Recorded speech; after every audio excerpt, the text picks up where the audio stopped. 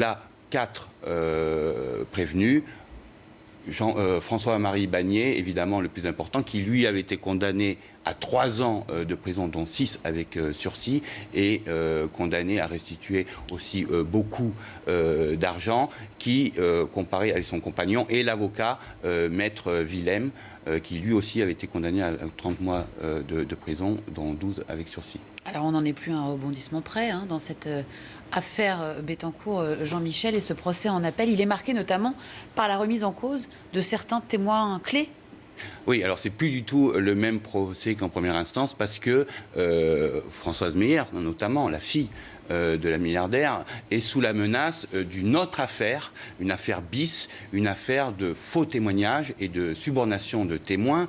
Elle était convoquée en avril dernier pour être mise en examen pour subornation de témoins. Elle ne s'est pas présentée à la convocation. Là, elle n'est pas là au début du procès. On se rappelle qu'en première instance, elle avait été très présente avec sa famille. Elle n'est pas là.